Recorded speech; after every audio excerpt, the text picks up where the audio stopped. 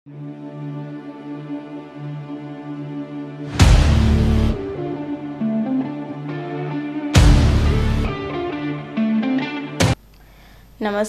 Sony 9 ನ್ಯೂಸ್ಗೆ ಸ್ವಾಗತ. ನಾನು ಪ್ರಭಾವತಿ. ಮೊದಲಿಗೆ ಮುಖ್ಯಾಂಶಗಳು. ಬೀದರ್ ನಗರದ ಭಾವಕ್ಷೇತ್ರೀಯ ಸಮಾಜ ಹಿಂಗುಲಾಂಬಿಕಾ ಮಂದಿರದಲ್ಲಿ ವಿಘ್ನ ನಿವಾರಕ ಗಣೇಶ ಶಿವಲಿಂಗ ನಂದಿಯ ಮೂರ್ತಿಯನ್ನು ಸಡಗರ ಸಂಭ್ರಮದಿಂದ ಪ್ರಾಣ ಪ್ರತಿಷ್ಠಾಪನೆ ಮಾಡಲಾಯಿತು. ಗುರುನಾನಕ್ ಪಬ್ಲಿಕ್ ಶಾಲೆಯು 50 ವರ್ಷ ಪೂರ್ಣಗೊಳಿಸಿದ ಅಂಗವಾಗಿ ನಮ್ಮ ನಡೆ ಹಸಿರಿನೆಡೆಗೆ ಎಂಬ ಘೋಷವಾಕ್ಯದೊಂದಿಗೆ 1,000 ಗಿಡ ನೆಡುವ ಸಂಕಲ್ಪ ಹೊಂದಲಾಗಿದ್ದು, ಪರಿಸರ ಕಾಳಜಿಯು ಪ್ರತಿ ನಾಗರಿಕರ ಕರ್ತವ್ಯ. Doctor SV. ಪಾಟೀಲ್. ಬೀದರ್ನ ಪ್ರಧಾನ ಅಂಚೆ ಕಚೇರಿಯಲ್ಲಿ ಅಂಚೆ ಸೌಲಭ್ಯಗಳ ಆನ್ಲೈನ್ ಸೇವೆಗೆ ಅಂಚೆ ಅಧೀಕ್ಷಕ ವಿ.ಎಲ್. ಚಿತ್ಕೋಟೆ ಆನ್ಲೈನ್ ಅಂಚೆ ಸೇವೆಗೆ ಚಾಲನೆ ನೀಡಿದ್ದರು. ರಾಷ್ಟ್ರೀಯ ಬಸವ ದಳದ ಜಿಲ್ಲಾ ಯುವ ಘಟಕ ಹಾಗೂ ಡಾಕ್ಟರ್ ಮಾತೆ ಮಹಾದೇವಿ ಬಸವ ಬಳಗದ ಕಚೇರಿಯನ್ನು ಅಧ್ಯಕ್ಷ ಸೋಮಶೇಖರ್ ಪಾಟೀಲ್ ಗಾದ್ಗಿ ಸಸಿಗೆ ನೀರೆರೆದು ಉದ್ಘಾಟಿಸಿದ್ದರು. ಬಸವದಳ ಮಾತೆ ಮಹಾದೇವಿ ಬಳಗ ಕಚೇರಿ ಉದ್ಘಾಟನೆ. ನಮ್ಮ ದೈಹಿಕ ಹಾಗೂ ಮಾನಸಿಕ ಆರೋಗ್ಯಕ್ಕಾಗಿ ಯೋಗ, ಮನುಷ್ಯನ ಹಾಗೂ ಪ್ರಕೃತಿ ಮಧ್ಯದ ಬಾಂಧವ್ಯವೇ ಯೋಗ ಎಂದು ಗುರುನಾನಕ್ ಶಿಕ್ಷಣ ಸಂಸ್ಥೆಯ ಉಪಾಧ್ಯಕ್ಷೆ ರೇಷ್ಮಾ ಕೌರ್ ಹೇಳಿದ್ದರು. ಬೀದರ್ನ ಬೆನಕನಹಳ್ಳಿ ರಸ್ತೆಯಲ್ಲಿ ಇರುವ ದೀಕ್ಷಿತ್ ಲೇಔಟ್ನಲ್ಲಿ ಭಾರತದ ರಿಯಲ್ ಎಸ್ಟೇಟ್ ಡೆವಲಪರ್ಸ್ಗಳ ಸಂಘಟನೆಗಳ ಒಕ್ಕೂಟದಿಂದ ಸಸಿ ನೆಡಲಾಯಿತು. ಒಕ್ಕೂಟದಿಂದ 450 ಸಸಿ ನೆಡುವಿಕೆ. ಸುದ್ದಿಯ ವಿವರಗಳು. ಬೀದರ್ ನಗರದ ಭಾವಕ್ಷೇತ್ರೀಯ ಸಮಾಜ ಶ್ರೀ ಹಿಂಗುಲಾಂಬಿಕಾ ಮಂದಿರ ಸಿದ್ದರಾಮಯ್ಯ ಲೇಔಟ್ ಬಡಾವಣೆಯಲ್ಲಿ ವಿಘ್ನ ನಿವಾರಕ ಗಣಪತಿ ಶಿವಲಿಂಗ ನಂದಿಯ ಪ್ರಾಣ ಪ್ರತಿಷ್ಠಾಪನೆ ಮಾಡಲಾಯಿತು. ಸಮಸ್ತ ನಾಡಿನ ಜನತೆಗೆ ಒಳ್ಳೆಯದಾಗಲಿ, ಈ ವರ್ಷ ಮಳೆ ಬೆಳೆ ಚೆನ್ನಾಗಿ ಆಗಲಿ ಎಂದು ಹಾರೈಸಿದರು. ಬೆಳಗ್ಗೆಯಿಂದ ಸಾಯಂಕಾಲದವರೆಗೆ ವಿವಿಧ ಧಾರ್ಮಿಕ ಕಾರ್ಯಕ್ರಮಗಳು ಹಮ್ಮಿಕೊಳ್ಳಲಾಗಿತ್ತು. ಮಂದಿರಕ್ಕೆ ವಿದ್ಯುತ್ ಮತ್ತು ಹೂಗಳಿಂದ ಅಲಂಕಾರ ಮಾಡಲಾಯಿತು. ಈ ಸಂದರ್ಭದಲ್ಲಿ ಸಿದ್ದರಾಮಯ್ಯ ಬಡಾವಣೆ ಅಲ್ಲದೆ ದರ್ಜಿ ಗಲ್ಲಿ, ರಂಗರೇಜು ಗಲ್ಲಿ ಸೇರಿದ್ದು ಸುತ್ತಮುತ್ತಲಿನ ಬಡಾವಣೆಯ ಜನರು ಭಾಗವಹಿಸಿ ದೇವರ ದರ್ಶನ ಪಡೆದು ಪ್ರಸಾದ ಸ್ವೀಕರಿಸಿ ಪುನೀತರಾದರು. ಈ ಸಂದರ್ಭದಲ್ಲಿ ಭಾವಕ್ಷೇತ್ರೀಯ ಸಮಾಜದ ಅಧ್ಯಕ್ಷರಾದ ಸಂಜಯ್ ಘನಾತೆ, ಉಪಾಧ್ಯಕ್ಷರಾದ ಪ್ರವೀಣ್ ಸೂರ್ಯನ್, ಓಂ ಪ್ರಕಾಶ್ ಚೋಳ್ಕರ್, ಸತ್ಯಪ್ರಕಾಶ್ ಮಹೀಂದ್ರಿಕರ್, ಅಂಬರೀಶ್ ಚೋಳ್ಕರ್, ರಮೇಶ್ ದೇವತರಾಜ್, ರಮೇಶ್ ಅಂಬೂರೆ, ಬಬಿತಾ ರಂಗದಳ್, ವಿಮಲಾ ಘನಾತೆ ಸೇರಿದಂತೆ ಇತರರು ಉಪಸ್ಥಿತರಿದ್ದರು. ऐसा मंदिर बनाएंगे, गणेश जी को बिठाएंगे, बनाएंगे, गणेश जी को बिठाएंगे, गणेश जी को बिठाएंगे,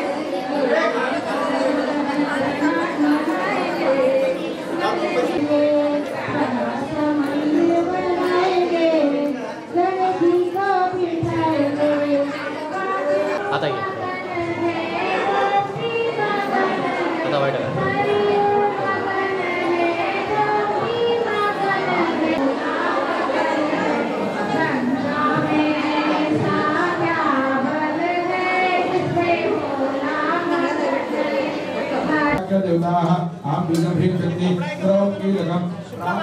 आता विनियोग ब्रह्म विष्णु रुद्र शिरसि गायत्री छंदोभ्यो मुखे पम फम ओम ओम आम ह्रीं क्रों आम यम रम लं वं शं सर्वं जपनः देवस्य प्राणाः इह प्राणाः ओम आम ह्रीं क्रों आम मामहे कश्चन ततः प्रणवस्य संजीवन्याः ध्रुवाद्यो क्रोधि ध्रुवाद पर्वतारे ध्रुवं विश्वनिलयं ध्रुवं द्रव्येण हविषाः तस्मै देवा अप्रतिवादि ब्रुवन् अयं च ब्रह्मणस्पतिः.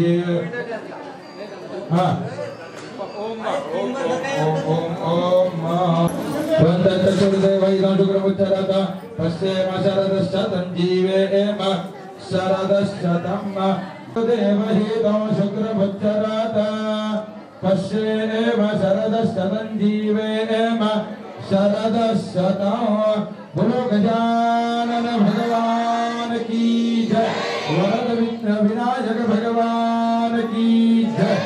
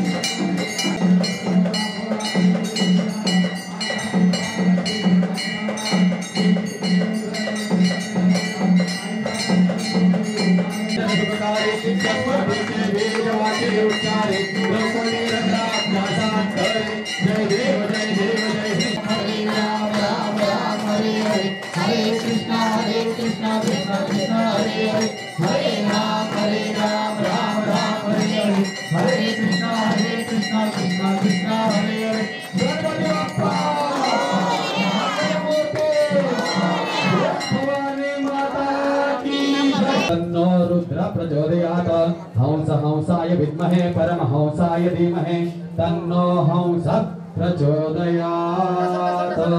ओम शांति शांति शांति। सभी से निवेदन है अगर महाप्रसाद लिए हुए अपने घर को ना जाए।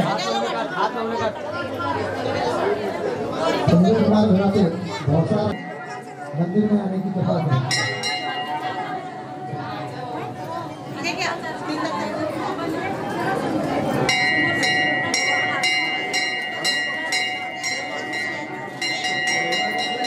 हमें करना है कि काम चौड़े का चौड़ा है। अगर दो बताएंगे तो हमें भी सुकून।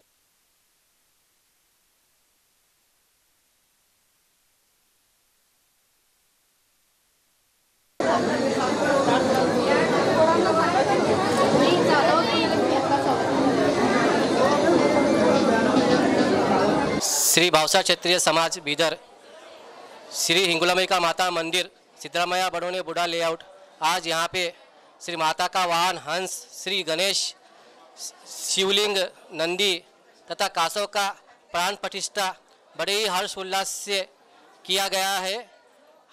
भावसा क्षेत्रीय समाज की तरफ से अध्यक्ष सेक्रेटरी तथा उपाध्यक्ष सभी सदस्यगण सभी जनों का हम आभार प्रकट करते हैं जिन्होंने हमें बहुत सहयोग दिया है और इसी तरह हमें सभी का सहयोग मिलेगा इस आशा के साथ हम सभी को अभी एक बार धन्यवाद प्रकट करते हैं और सभी से विनती है कि आप मंदिर में आके दर्शन करें, माता का आशीर्वाद लेके प्रसाद ग्रहण करके हमें अनुग्रहित करें।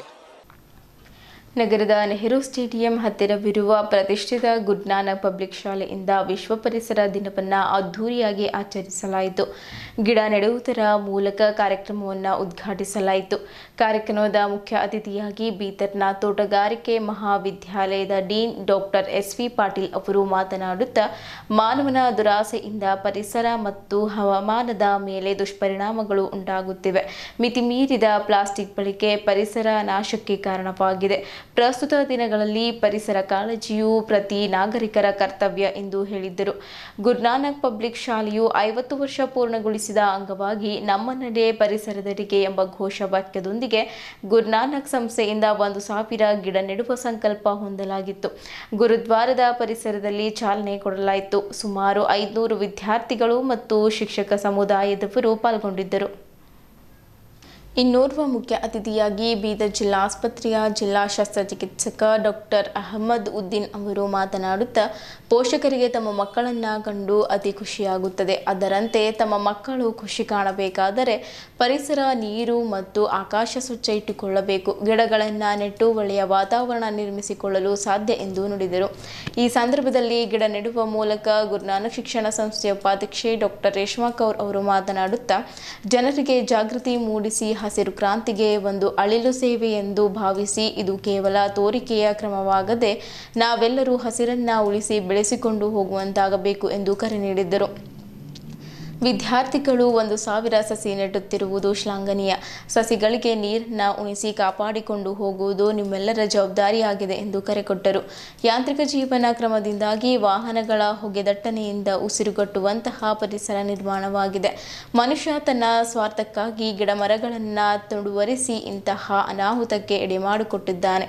ಮುಂದಿನ ಪೀಳಿಗೆ ಸ್ವಚ್ಛ ಪರಿಸರಕ್ಕಾಗಿ ಪರದಾಡಬೇಕಾದ ಪರಿಸ್ಥಿತಿ ಒದಗಿರಬಹುದು. ಇದಕ್ಕೆ ಏಕೈಕ ಉಪಾಯವೆಂದರೆ ಪರಿಸರದ ಬಗ್ಗೆ ಜನರಲ್ಲಿ ಜಾಗೃತಿ ಮೂಡಿಸಿ ತಲೆಗೊಂದು ಮರ ಊರಿಗೊಂದು ವನ ಎಂಬ ನೀತಿ ಅನುಸರಿಸಿ ಅದರಂತೆ ನಡೆದರೆ ಮಾತ್ರ ಭಾವಿ ಪೀಳಿಗೆಗಳಿಗೆ ಉಳಿಗಾಲವಿದೆ ಎಂದು ಅಭಿಪ್ರಾಯಪಟ್ಟರು.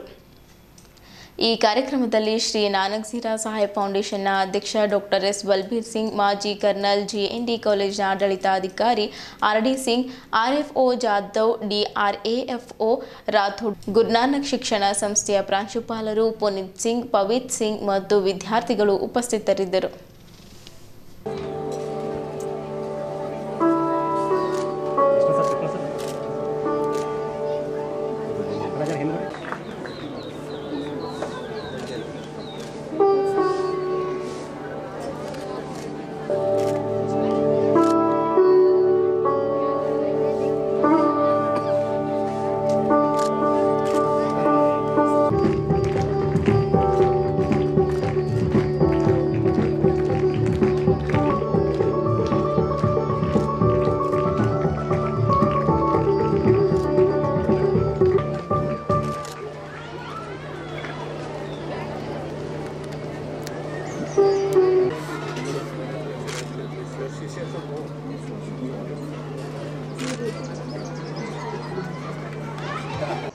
So it's my honor to humbly carry this floral welcome.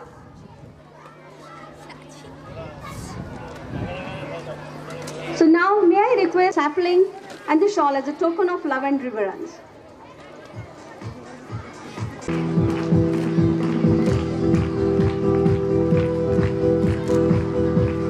Once again.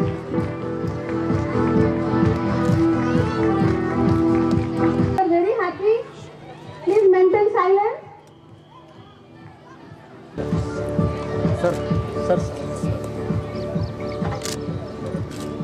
Thank you, sir. Thank you. I humbly once again request President sir, duty to the program.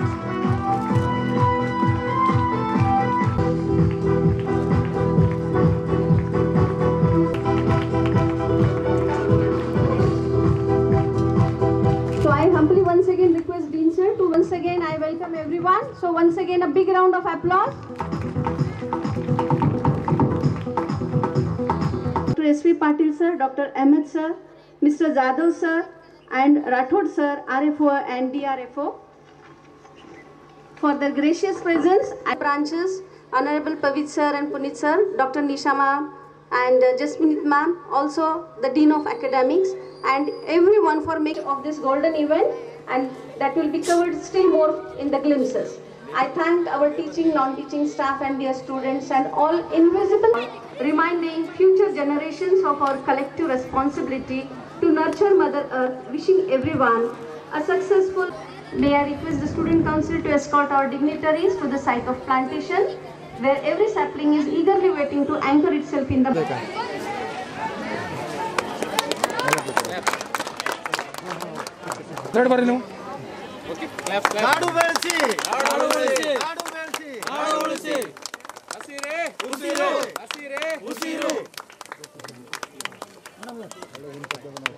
Camera इनको कौन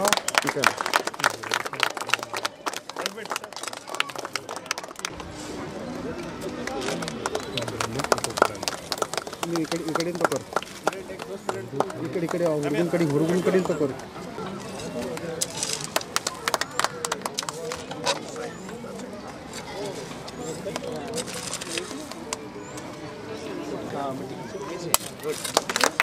Save forest, save forest, save forest. जय Guru Nanak public school environment day celebrate कर रहा है। हमारे Guru Nanak public school का golden jubilee celebration है। इस मौके पर हम ये एनवायरनमेंट डे सेलिब्रेट कर रहे हैं आज। तो एनवायरनमेंट डे 5 जून को था, पर ये सारा महीना हम ये एनवायरनमेंट डे या पूरा साल ही हम सेलिब्रेट करते रहेंगे। तो इस गोल्डन जुबली के मौके पर हमारे बच्चे आज 500 सैपलिंग्स आज प्लांट करने वाले हैं। और ये सिर्फ आज प्लांटेशन ही नहीं करेंगे, पर हम सब बच्चों को जिम्मेदारी दी है कि ये जो सैपलिंग लगाए हैं वो तो एक प्लांट को 2-3 बच्चों को रिस्पॉन्सिबिलिटी दी है कि ये प्लांट को नर्चर करेंगे, पानी देंगे, उसकी देखभाल करेंगे, क्योंकि वो प्लांट सैपलिंग बड़ा होके एक बड़ा ट्री बने। क्योंकि जनरली होता है कि प्लांटेशन कर देते हैं, सैपलिंग्स लगा देते हैं, पर इसकी देखभाल नहीं होती है, पर और ये सारा वेस्ट चला जाता है। तो हमारी कोशिश यही है कि हमारे बच्चों को हम मोटिवेट करेंगे और उनको रिस्पॉन्सिबिलिटी देंगे और देखेंगे कि बच्चे इस प्लांट की देखभाल करें और एक अच्छे ट्री में, पेड़ में ये ग्रो हुए। तो हम आज बहुत ही ज़रूरी है कि हम अपने एनवायरनमेंट को बचाएं। तो हम ये हमारे बच्चों में एक अवेयरनेस लाना चाहते हैं कि कितना इम्पॉर्टेंट है कि हम अपने एनवायरनमेंट को सेव करें। तो ये पहली कोशिश है ट्री प्लांटेशन से। और no to single plastic use, ये भी हम हमारे स्कूल में कोशिश कर रहे हैं कि बच्चे प्लास्टिक से दूर रहें और प्लास्टिक यूज़ ना करें। तो और ये खुद भी ना करें और दूसरे उनके घर में ये अवेयरनेस लाए, उनके नेबर्स में अवेयरनेस लाए। तो ये नहीं कि एक बच्चा करने से क्या होता है कि हर आदमी जब ये कोशिश करेगा तो डेफिनेटली ये बहुत बड़ा चेंज आएगा और हमारे एनवायरनमेंट में सुधार होगा। हम देख रहे हैं कि बिकॉज ऑफ डिफॉरेस्टेशन और ये जो क्लाइमेट चेंज हो रहा है, ये बहुत ही बड़ा एक it's a big problem which we are facing. तो हम चाहते हैं कि हमारे जो फ्यूचर जनरेशन बच्चे आ रहे हैं उनको ये प्रॉब्लम्स ना हो। तो they should be clean air, clean oxygen for us, क्योंकि सिटीज़ में तो इतना बुरा हाल है कि there is all pollution. Bidar फिर भी काफ़ी ठीक है। तो हमारे बच्चे जब ये सब सीखेंगे वो खुद करेंगे और दूसरों में भी अवेयरनेस लाएंगे। तो इसलिए हमने ये प्लांटेशन ड्राइव आज ऑर्गेनाइज़ कर रहे हैं। तो मैं बहुत अपने तहे दिल से DFO को शुक्रिया अदा करती हूँ कि उन्होंने हमारे बच्चों को, हमारे स्कूल को काफ़ी सपोर्ट किया है।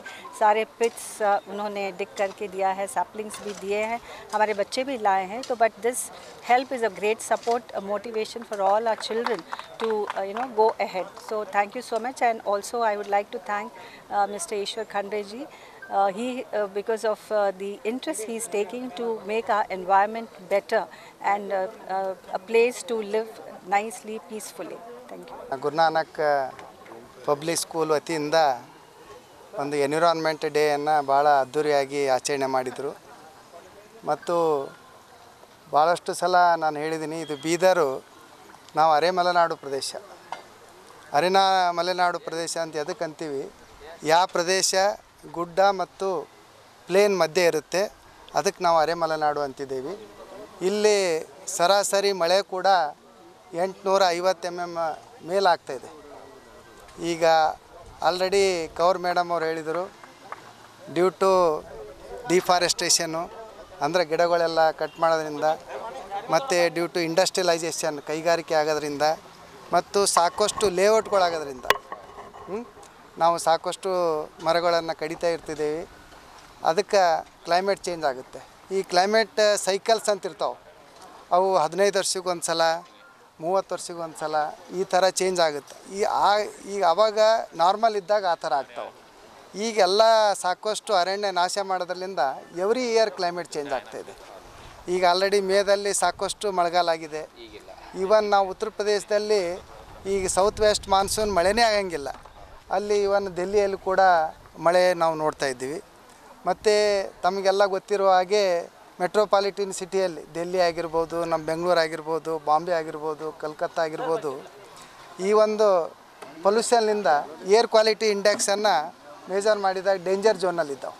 ಸಾಕಷ್ಟು ಕಾಯಿಲೆಗಳು ಕೂಡ ಬರ್ತಾವೆ. ಅಸ್ತಮಾ ಕಾಯಿಲೆ ಬರ್ತಾಯಿದ್ದಾವೆ, ಈವನ್ ಹಾರ್ಟ್ ಡಿಸೀಸ್ ಬರ್ತಾಯಿದ್ದಾವೆ, ಸಣ್ಣ ಮಕ್ಕಳಿಗೆ ಕೂಡ ಕಾಯಿಲೆಗಳು ಬರ್ತಾಯಿದ್ದಾವೆ. ಇದೊಂದು ದೃಷ್ಟಿ ಇಟ್ಕೊಂಡು ಈ ಒಂದು ಗುರುನಾನಕ್ ಸ್ಕೂಲಲ್ಲಿ ಸುಮಾರು ವರ್ಷಗಳಿಂದ ಕೂಡ ಹುಡುಗರಿಗೆ ಆ ಗಿಡಗಳ ಬಗ್ಗೆ ಅವೇರ್ನೆಸ್ಸು ಕ್ರಿಯೇಟ್ ಮಾಡ್ತಾ ಇದ್ದಾರೆ. ಮತ್ತು ಅರಣ್ಯ ಇಲಾಖೆ ಸಹಯೋಗದಿಂದ ಒಂದು 500 ಒಳ್ಳೊಳ್ಳೆ ಪ್ಲ್ಯಾಂಟ್ ಕೂಡ ಅವ್ರ ಕ್ಯಾಂಪಸ್ಸಲ್ಲಿ ಮಾಡ್ತಾ ಇದ್ದಾರೆ.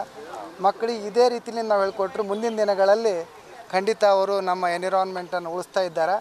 ಮತ್ತು ಬೀದರ್ದು ಇನ್ನೊಂದೇನು ಸ್ಪೆಷಲಿಸ್ಟ್ ಅಂದ್ರೆ, ನಾವು ಹಾರ್ಟಿಕಲ್ಚರ್ ಕಾಲೇಜ್ ಇದೆ, ಇಲ್ಲಿ ವೆಟರ್ನರಿ ಕಾಲೇಜ್ ಇದೆ, ಮೆಡಿಕಲ್ ಕಾಲೇಜ್ ಇದೆ, ಇಂಜಿನಿಯರಿಂಗ್ ಕಾಲೇಜ್ ಇದೆ, ಸಾಕಷ್ಟು ಇದು ಗುರುನಾನಕ್ ಸ್ಕೂಲ್ದು ಹಾಸ್ಪಿಟಲ್ ಇದೆ, ಮತ್ತು ಬೇರೆ ಬೇರೆ ಸ್ಕೂಲ್ಗಳಿದ್ದಾವೆ, ಇಂಜಿನಿಯರಿಂಗ್ ಕಾಲೇಜ್ ಇದೆ. ಮೊದಲೆಲ್ಲ ಏನಿತ್ತು, ಬೀದರಲ್ಲಿ ಕಲಿತ ಮಕ್ಕಳು PUCಗೆ ಹೊರಗಡೆ ಹೋಗ್ತಾಯಿದ್ದರು. ಈಗ ಯಾರೂ ಹೋಗೋದು ಬೇಕಾಗಿಲ್ಲ. ಈಗ ಬೇರೆ ಜಿಲ್ಲೆಯಲ್ಲಿಂದೇ ನಂಬಲ್ಲೇ ಬರ್ತಾಯಿದ್ದಾರೆ ನಮ್ಮ ಬೀದರ್ ಜಿಲ್ಲೆಗೆ ಕಲಿಯೋಕ್ಕೆ. ಇದೊಂದು ಬೀದರ್ ಉತ್ತರ ಕಾಶಿಯಾಗಿ ಹೊರಹೊಮ್ಮಬೇಕು ಮತ್ತು ಎನ್ವಿರಾನ್ಮೆಂಟಲ್ ಕೂಡ ಇಡೀ ದೇಶದಲ್ಲೇ ನಂಬರ್ 1 ಬೀದರ್ ಜಿಲ್ಲೆ ಆಗಿ ಹೊರಹೊಮ್ಮಬೇಕು. ಅಂಚೆ ಇಲಾಖೆಯ ವಿವಿಧ ಸೌಲಭ್ಯಗಳು ಆನ್ಲೈನ್ ಸೇವೆಗೆ ಅಂಚೆ ಅಧೀಕ್ಷಕ BL ಚಿತ್ಕೋಟೆ ಇಲ್ಲಿಯ ಪ್ರಧಾನ ಅಂಚೆ ಕಚೇರಿಯಲ್ಲಿ ಚಾಲನೆ ನೀಡಿದ್ದರು. ಅಂಚೆ ಇಲಾಖೆಯು ಅಡ್ವಾನ್ಸ್ ಪೋಸ್ಟರ್ ಟೆಕ್ನಾಲಜಿ APT ಅಭಿವೃದ್ಧಿಪಡಿಸಿದ್ದು ಇಲಾಖೆಯ ವಿವಿಧ ಸೇವೆಗಳು ಇನ್ನು ಆನ್ಲೈನ್ ಮೂಲಕವೂ ದೊರೆಯಲಿದೆ ಎಂದು ಅವರು ತಿಳಿಸಿದರು. ಬುಕ್ಕಿಂಗ್ ಹಾಗೂ ಡೆಲಿವರಿ ಆನ್ಲೈನ್ ಮೂಲಕ ಮಾಡಬಹುದು. ಗ್ರಾಹಕರು ಅಂಚೆ ಮೂಲಕ ವಸ್ತು ಕಳುಹಿಸಬೇಕಿದ್ದರೆ ಆನ್ಲೈನ್ನಲ್ಲಿ ಬುಕ್ ಮಾಡಬಹುದು. ಬುಕ್ ಮಾಡಿದ ನಂತರ ಪೋಸ್ಟ್ಮನ್ ಮನೆಗೆ ಬಂದು ಪಾರ್ಸಲ್ ಪಡೆಯುತ್ತಾರೆ. ಪಾರ್ಸಲ್ ಕಳುಹಿಸಿದ ನಂತರ ಗ್ರಾಹಕರಿಗೆ ಮಾಹಿತಿ ದೊರೆಯುತ್ತದೆ. ಗ್ರಾಹಕರು ತಮ್ಮ ಪಾರ್ಸಲ್ ಎಲ್ಲಿದೆ ಎಂಬ ಮಾಹಿತಿ ಸಹ ಪಡೆಯಬಹುದು ಎಂದು ಹೇಳಿದರು. ಪಾರ್ಸಲ್ ತಲುಪಿದ ನಂತರ ಪೋಸ್ಟ್ಮನ್ ಗ್ರಾಹಕರ ಡಿಜಿಟಲ್ ಸಹಿ ಪಡೆಯುತ್ತಾರೆ. ಪಾರ್ಸಲ್ ತಲುಪಿದ ನಂತರ ಕಳುಹಿಸಿದವರಿಗೆ ಸಂದೇಶ ರವಾನೆಯಾಗುತ್ತದೆ. ಸಾಮಾನ್ಯ ಪತ್ರಗಳು, ಲಕೋಟೆಗಳನ್ನು ಕಳುಹಿಸಲು ಭವಿಷ್ಯದಲ್ಲಿ ಬಾರ್ಕೋಡ್ ಸೌಲಭ್ಯ ಒದಗಿಸಲಾಗುತ್ತದೆ. ಈ ಸೇವೆಯಡಿ ತಮ್ಮ ಲಕೋಟಿ ಪತ್ರ ಯಾವ ಸ್ಥಳದಲ್ಲಿದೆ ಎಂಬ ಮಾಹಿತಿಯನ್ನು ಗ್ರಾಹಕರು ಆನ್ಲೈನ್ ಮೂಲಕ ಪಡೆಯಬಹುದು ಎಂದು ತಿಳಿಸಿದರು. ಜಿಲ್ಲೆಯ ನಗರ, ಪಟ್ಟಣ, ಗ್ರಾಮೀಣ ಪ್ರದೇಶಗಳಲ್ಲಿ ಆನ್ಲೈನ್ ಸೇವೆಗೆ ಅಗತ್ಯ ಸಿದ್ಧತೆಗಳು ಪೂರ್ಣಗೊಂಡಿವೆ. ಈಗಾಗಲೇ ಸಿಬ್ಬಂದಿಗೆ ಆನ್ಲೈನ್ ಸೇವೆಗಳ ಕುರಿತು ತರಬೇತಿ ಕೂಡ ನೀಡಲಾಗಿದೆ ಎಂದು ಹೇಳಿದ್ದರು. ಉಪ ಅಂಚೆ ಅಧೀಕ್ಷಕ ಲೆಫ್ಟಿನೆಂಟ್ ಕರ್ನಲ್ ನಾಗರಾಜ್, ರಾಜೇಂದ್ರ ಬಗ್ಗೆ, ಪ್ರಕಾಶ್ ಗೌಳಿ, ಅಭಿನವ್ ಪುರೋಹಿತ್, ಚಿದಾನಂದ್ ಕಟ್ಟಿ ಮತ್ತಿತರರು ಇದ್ದರು. ಸುಭಾಷ್ ದೊಡ್ಡಿ ನಿರೂಪಿಸಿದರು. ಅಂಚೆ ಇಲಾಖೆಯ ಸಾರ್ವಜನಿಕ ಸಂಪರ್ಕ ಅಧಿಕಾರಿ ಮಂಗಲಾ ಭಾಗವತ್ ವಂದಿಸಿದರು.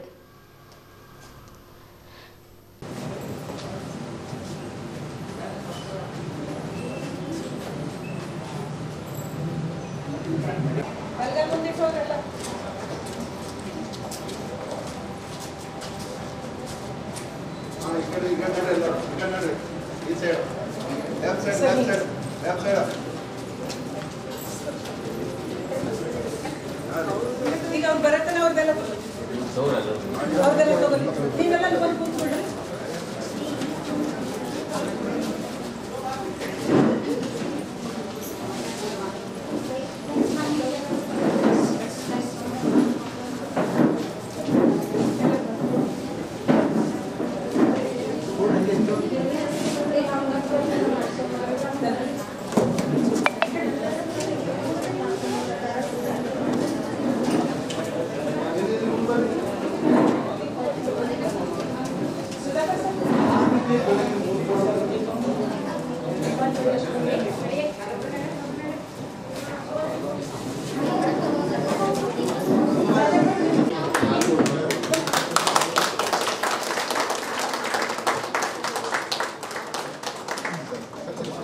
ಒಂದೆರಡು ಫೋಟೋ ತಗೋರಿ. ಯಾರು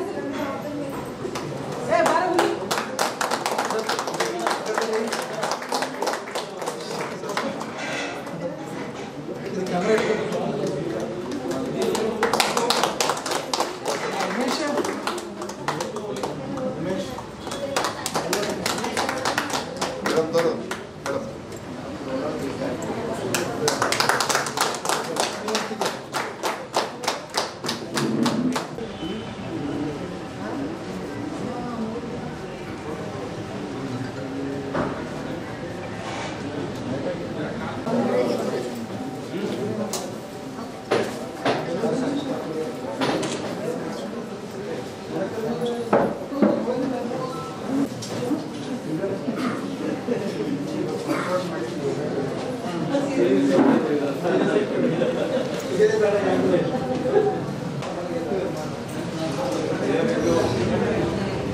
ತಂತ್ರಜ್ಞಾನದ 2.0 ಒಂದು ತಂತ್ರಜ್ಞಾನದ ಒಂದು ಸಮಾರಂಭಕ್ಕೆ ಎಲ್ಲರಿಗೂ ಈ ಕಾರ್ಯಕ್ರಮದ ಅಧ್ಯಕ್ಷ ಸ್ಥಾನವನ್ನು ಮಾನ್ಯ ರಾಜ್ಯಪಾಲರು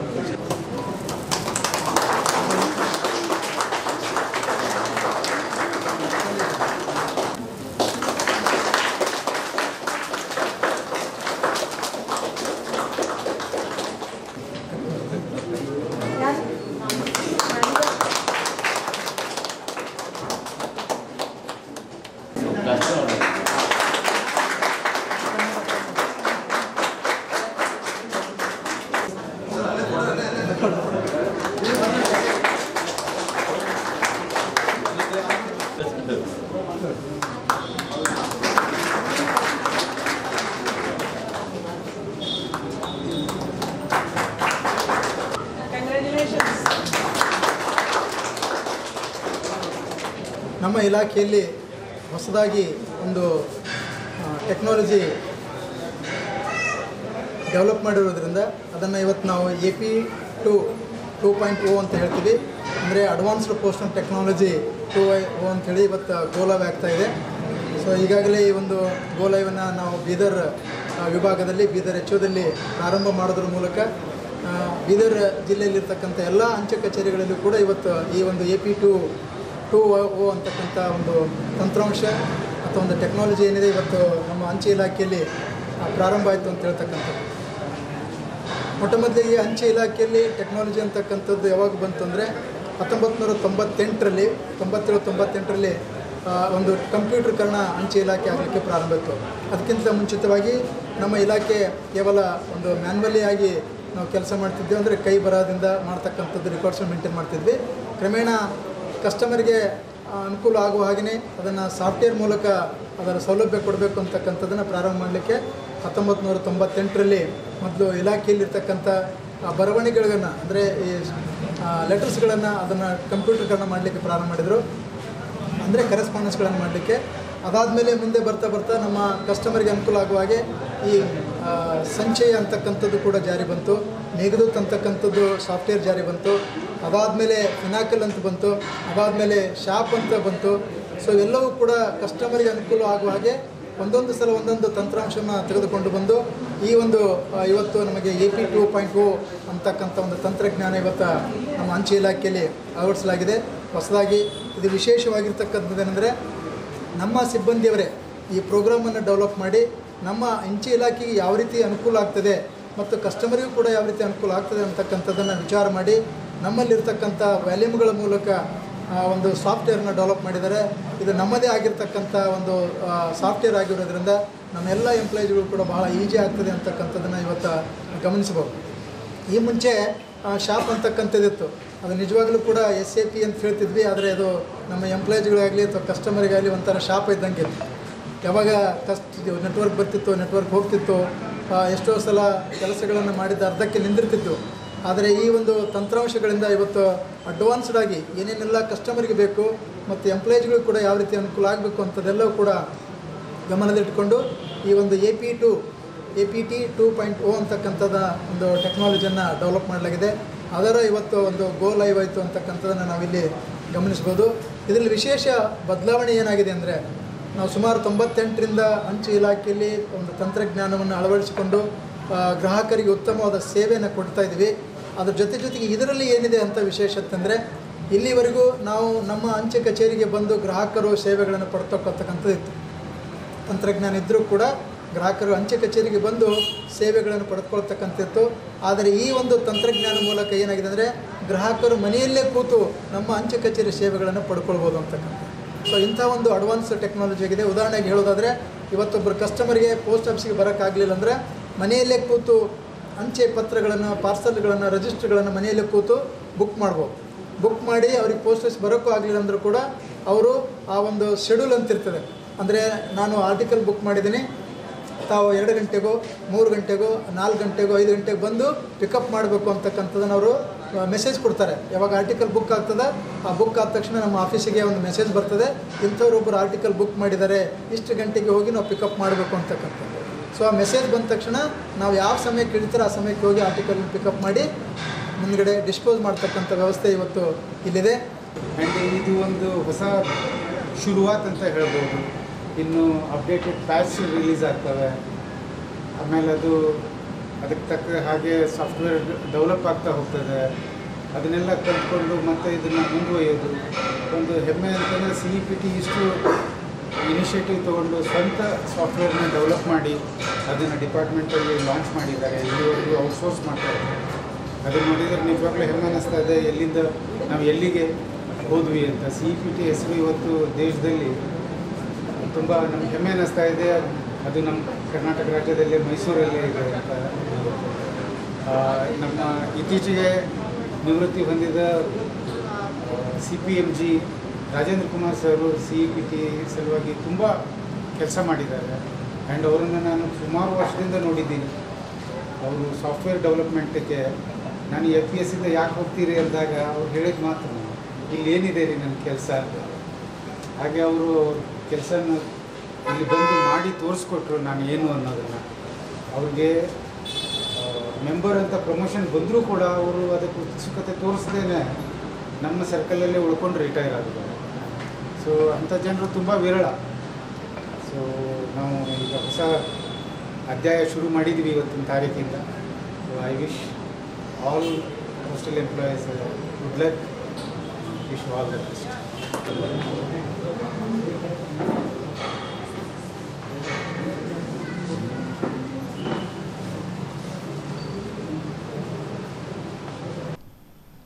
ರಾಷ್ಟ್ರೀಯ ಬಸವದಳ ಜಿಲ್ಲಾ ಯುವ ಘಟಕ ಹಾಗೂ ಡಾಕ್ಟರ್ ಮಾತೆ ಮಹಾದೇವಿ ಬಸವ ಬಳಗದ ಕಚೇರಿಯನ್ನು ನಗರದ ಕಿತ್ತೂರು ರಾಣಿ ಚೆನ್ನಮ್ಮ ವೃತ್ತದ ಸಮೀಪ ಉದ್ಘಾಟಿಸಲಾಯಿತು. ರಾಷ್ಟ್ರೀಯ ಬಸವದಳದ ಜಿಲ್ಲಾ ಘಟಕದ ಅಧ್ಯಕ್ಷ ಸೋಮಶೇಖರ್ ಪಾಟೀಲ್ ಗಾದ್ಗಿ ಸಸಿಗೆ ನೀರೆರೆದು ಉದ್ಘಾಟನೆ ನೆರವೇರಿಸಿದರು. ಬಸವದಳ ಹಾಗೂ ಡಾಕ್ಟರ್ ಮಾತೆ ಮಹಾದೇವಿ ಬಸವ ಬಳಗದ ಕಚೇರಿ ಆರಂಭಿಸಿರುವುದು ಉತ್ತಮ ಬೆಳವಣಿಗೆ. ಸಂಘಟನೆ ಕಾರ್ಯಗಳಿಗೆ ತಮ್ಮ ಸಂಪೂರ್ಣ ಬೆಂಬಲ ಇರಲಿದೆ ಎಂದು ತಿಳಿಸಿದ್ದರು. ನೇತೃತ್ವ ವಹಿಸಿದ ಬಸವದೇವರು ಮಾತನಾಡಿ, ಸುಂದರ ಜೀವನಕ್ಕೆ ಎಲ್ಲರೂ ಬಸವಣ್ಣನವರ ತತ್ವಗಳನ್ನು ಪಾಲಿಸಬೇಕು ಎಂದು ಹೇಳಿದರು. ಅಧ್ಯಕ್ಷತೆ ವಹಿಸಿದ ಡಾಕ್ಟರ್ ಮಾತೆ ಮಹಾದೇವಿ ಬಸವ ಬಳಗದ ಅಧ್ಯಕ್ಷ ಗುರುಪಾದಪ್ಪ ಸಿರ್ಸಿ ಮಾತನಾಡಿ, ಬಳಗವು ಬಸವಣ್ಣನವರ ತತ್ವಗಳ ಪ್ರಚಾರ ಹಾಗೂ ಪ್ರಸಾರದಲ್ಲಿ ತೊಡಗಿಸಿಕೊಳ್ಳಲಿದೆ ಎಂದು ತಿಳಿಸಿದ್ದರು. ಸಿದ್ದರಾಮ್ ಶೆಟ್ಕರ್ ಮಾತನಾಡಿ, ಬಸವದಳದ ಜಿಲ್ಲಾ ಯುವ ಘಟಕವು 1 ವರ್ಷದ ಅವಧಿಯಲ್ಲಿ ಸಾಮೂಹಿಕ ಪ್ರಾರ್ಥನೆ, ಬಸವ ತತ್ವ ಪ್ರಚಾರ ಸಭೆ, ಉದ್ಯೋಗ ಮೇಳ, ಆಧ್ಯಾತ್ಮಿಕ ಶಿಬಿರ, ರಕ್ತದಾನ ಶಿಬಿರ ಮೊದಲಾದ ಕಾರ್ಯಕ್ರಮಗಳನ್ನು ಹಮ್ಮಿಕೊಳ್ಳಲಿದೆ ಎಂದು ಹೇಳಿದ್ದರು. ಜಿಲ್ಲಾ ಲಿಂಗಾಯತ್ ಸಮಾಜದ ಅಧ್ಯಕ್ಷ ಕುಶಾಲ್ ಪಾಟೀಲ್ ಗಾದ್ಗಿ, ರಾಜ್ಯ ಸರ್ಕಾರಿ ನೌಕರರ ಸಂಘದ ಜಿಲ್ಲಾ ಘಟಕದ ಮಾಜಿ ಅಧ್ಯಕ್ಷ ರಾಜೇಂದ್ರ ಕುಮಾರ್ ಗಂದ್ಗೆ, ಬಸವ ಜಯಂತಿ ಉತ್ಸವ ಸಮಿತಿಯ ಅಧ್ಯಕ್ಷ ಜಯರಾಜ್ ಖಂಡ್ರೆ, ಬಸವದಳದ ಜಿಲ್ಲಾ ಯುವ ಘಟಕದ ಅಧ್ಯಕ್ಷ ಗಣೇಶ್ ಬಿರಾದರ್ ಮತ್ತಿತರರು ಇದ್ದರು. ಸುನಿತಾ ಅಶೋಕ್ ಶೀಲ್ವಂತ್ ದಂಪತಿ ಗುರುಬಸವ ಪೂಜೆ ನೆರವೇರಿಸಿದರು.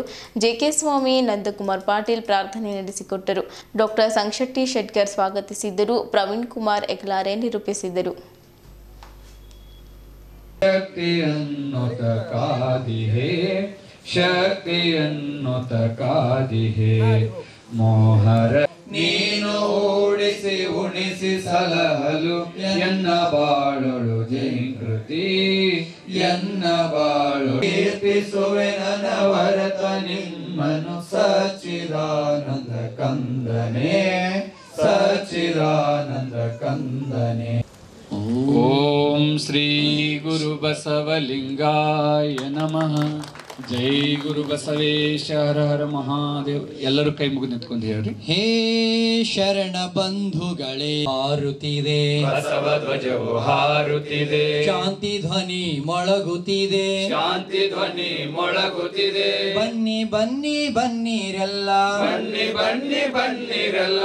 ಬಂಧುಗಳೇ, ಹೇ ಶರಣ ಬಂಧುಗಳೇ, ಜಾತೀಯತೆಯ ತಿಮಿರ ತೊಡೆದು, ಜಾತೀಯತೆಯ ತಿಮಿರ ತಾಕೆಯ ಬಸವ ಪತಾಕೆಯ ತತ್ವದೊಡನೆ ಮೆರೆಸುತ್ತಾ, ತತ್ವದೊಡನೆ ಮೆರೆಸುತ್ತಾ.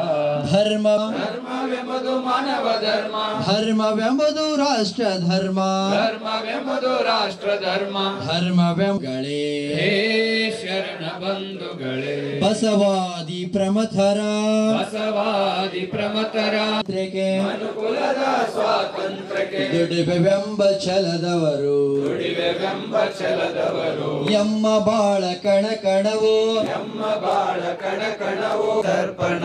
ಹೇ ಶರಣ ಬಂಧುಗಳೇ, ಹೇ ಶರಣ ಬಂಧುಗಳೇ, ಜಾತಿ ಮತ ಪಂಥವ ಬಸವ ಧರ್ಮ ಪ್ರಣತೆಯವರಿಗೆ, ಬಸವ ಧರ್ಮ ಪ್ರಣತೆಯವರಿಗೆ ಬಾಳ ತೈಲವೆರೆಯುವ. ಹೇ ಶರಣ ಬಂಧುಗಳೇ, ಬಸವ ಧ್ವಜವು ಹಾರುತ್ತಿದೆ, ಬಸವ ಧ್ವಜವು ಹಾರುತ್ತಿದೆ, ಶಾಂತಿ ಧ್ವನಿ ಮೊಳಗುತ್ತಿದೆ, ಶಾಂತಿ ಧ್ವನಿ ಮೊಳಗುತ್ತಿದೆ. ಬನ್ನಿ ಬನ್ನಿ ಗುರು ಬಸವೇಶ, ಹರ ಮಹಾದೇವ್. ಅವರು ಬಂದು ಸ್ವಾಗತವನ್ನ ನೆರವೇರಿಸಬೇಕಾಗಿ ಅವರಲ್ಲಿ ಕೇಳ್ಕೊತಾ ಇದ್ದೀವಿ. ಗುರು ಬಸವಲಿಂಗಾಯ ನಮಃ. ಓಂ ಶ್ರೀ ಗುರು ಬಸವಲಿಂಗಾಯ ನಮಃ. ಓಂ ಶ್ರೀ ಗುರು ಬಸವಲಿಂಗಾಯ ನಮಃ. ಬಸವಲಿಂಗಾಯ ನಮಃ.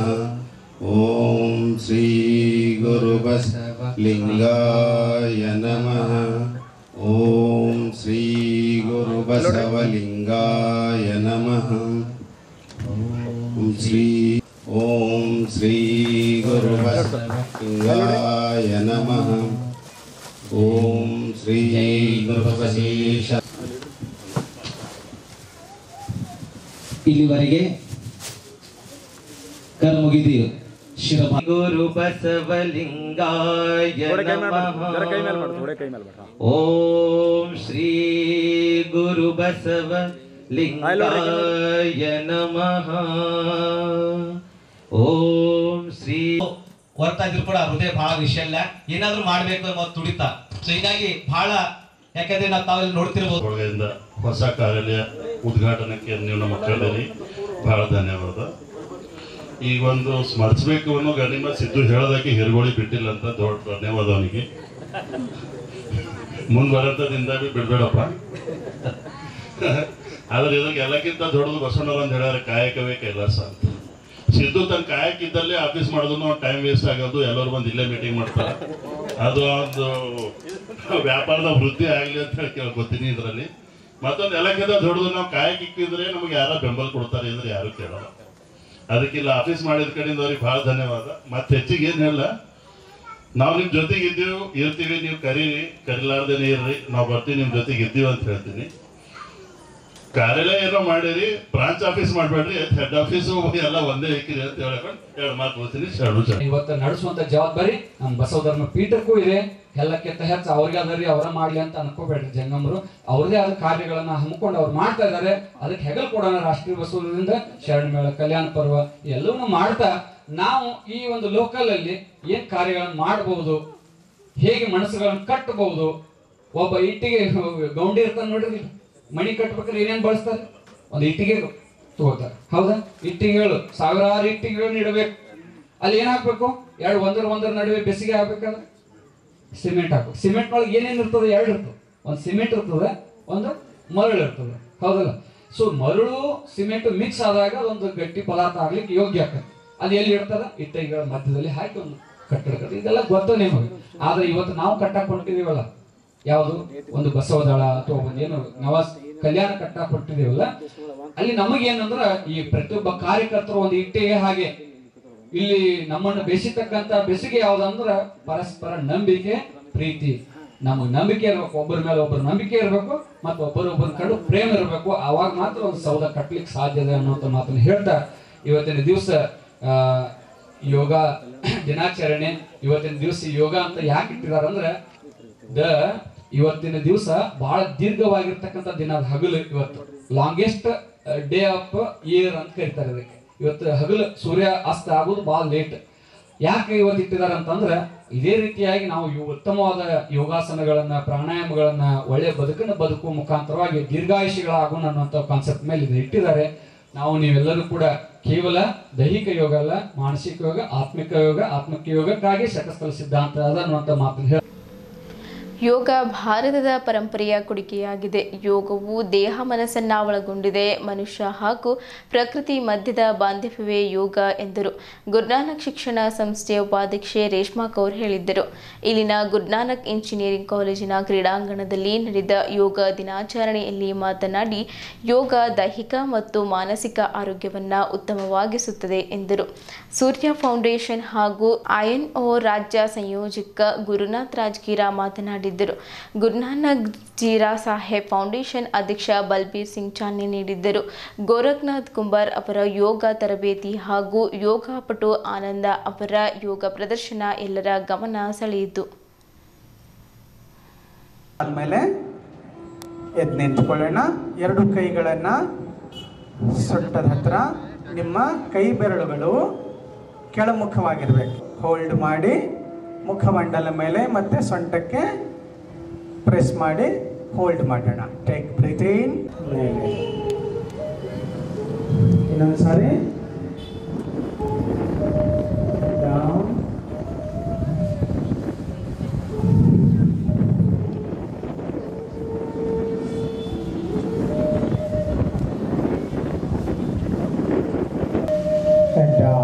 ಹೊರಗಡೆ ಬ್ರೀತ್ ಔಟ್.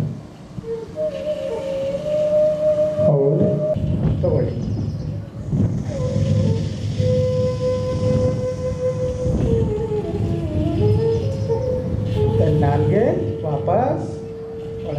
ಮೂಗಿನಿಂದ ಶ್ವಾಸವನ್ನು ಹೊರಗಡೆ ಹಾಕೋಣ.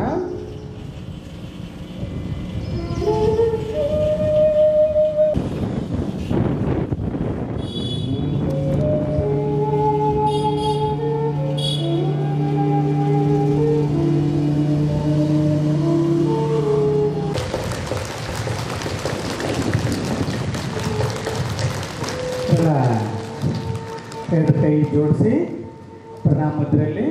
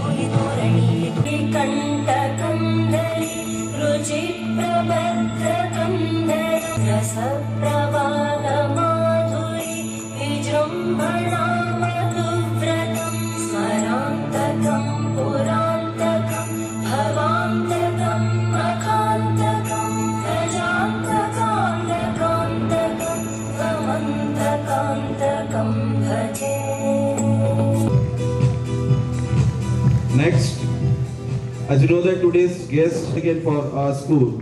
So on the behalf of Bidar Yoga team, Shri Gorakhnath sir ji is, thank you Gorakhnath sir for your kind support.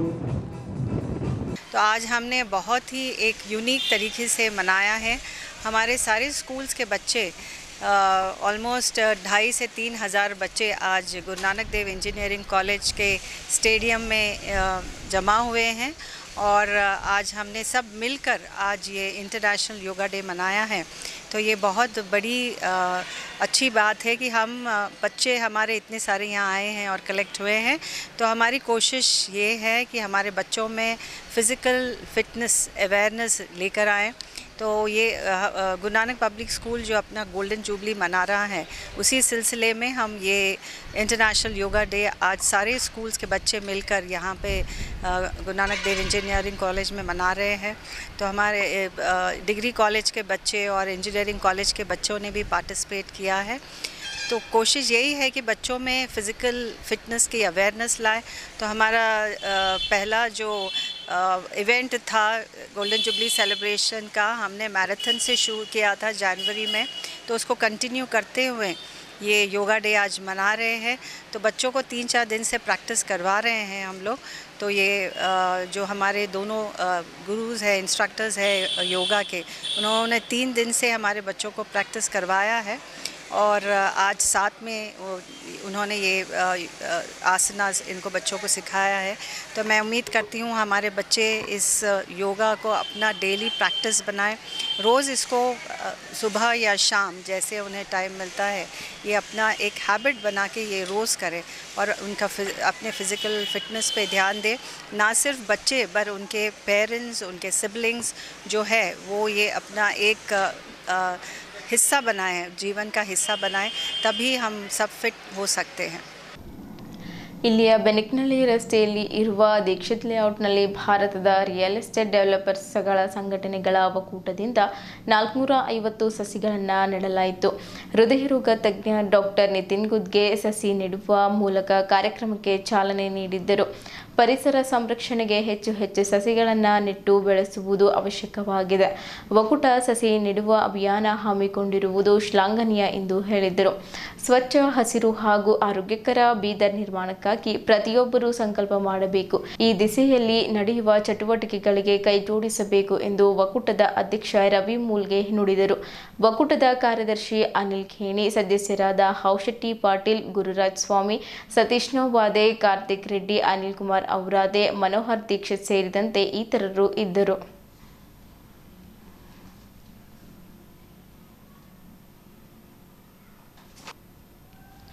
ಇಲ್ಲಿಯವರೆಗೂ ಸುದ್ದಿ ಕೊಟ್ಟಿದ್ದು ನಾನು ಪ್ರಭಾವತಿ. ಮುಂದಿನ ಸುದ್ದಿಯೊಂದಿಗೆ ಮತ್ತೆ ಭೇಟಿಯಾಗೋಣ. ವಂದನೆಗಳು.